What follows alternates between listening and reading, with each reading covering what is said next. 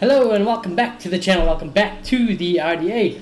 Marcus Rashford basically speaking out towards some criticism and some hate that he's been getting, or abuse is what he might be getting.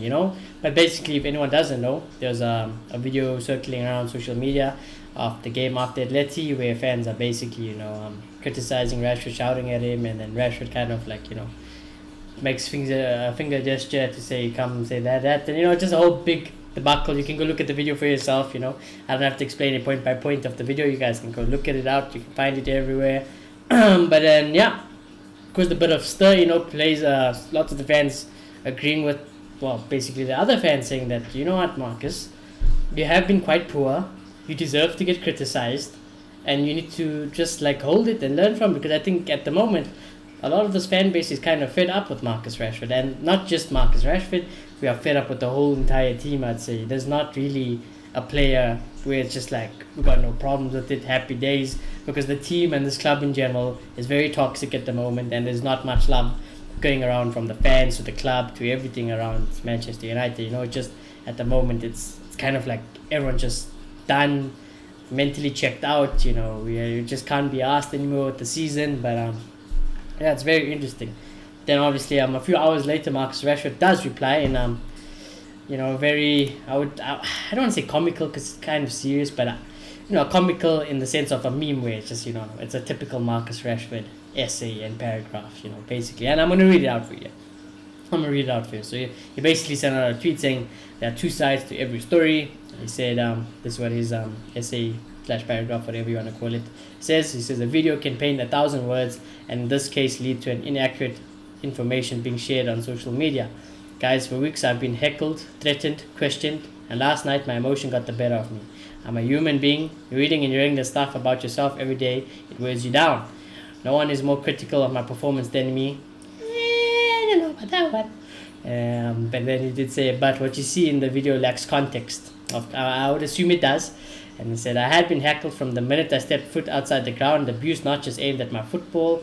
People were looking for a reaction from me. Phones were at the radio. Of course, I should have walked straight past and ignored it.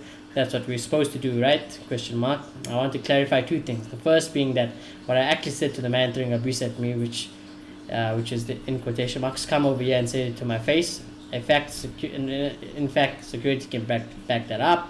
And secondly, the fact that I used my forefinger to direct the fan to come over here and say it to my face. I did not gesture with my middle finger. I'm not entitled. This isn't ego. I'm upset. I'm disappointed. And in that moment, it was silly, but I was being a human being. And, for once, I can actually kind of agree with Rashford, because it's very easy to say that he shouldn't act like that. But I agree with Marcus. Sometimes if you get thrown, just hate, and let's just say for me, right? Let's just say, I don't know. Let's give an example. I play. Some of you may not know, but I play games. I stream games. I compete in some games, and let's just say some of my viewers or fans or my team just know that I'm not playing particularly well. I myself will know that I'm not playing particularly well or something, and then you read the comments, you read this, and you get thrown just constant do better, you can do that, you can you should do this, you should do this, you should do that.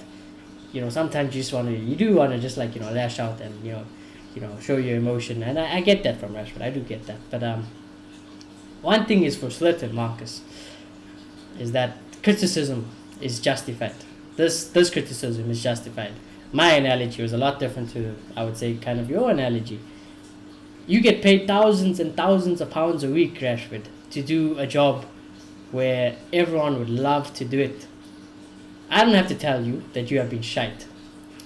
And if I was that fan and you did come say it to my face, I would tell it to your face that you are shite and you have been shite, and I don't see a way back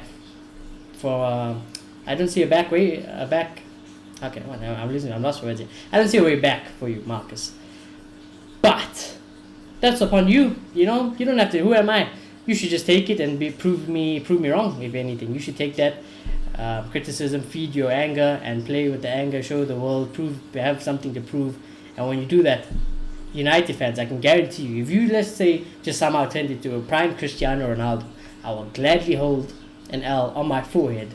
Gladly, because ultimately you playing well would be better for the team. But at the moment, with the fans, can you blame us?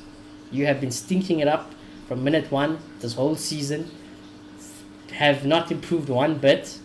And to be honest with you, not just you and along with a lot of other United players, if you would have to walk through that door, I would not better, and I couldn't be asked.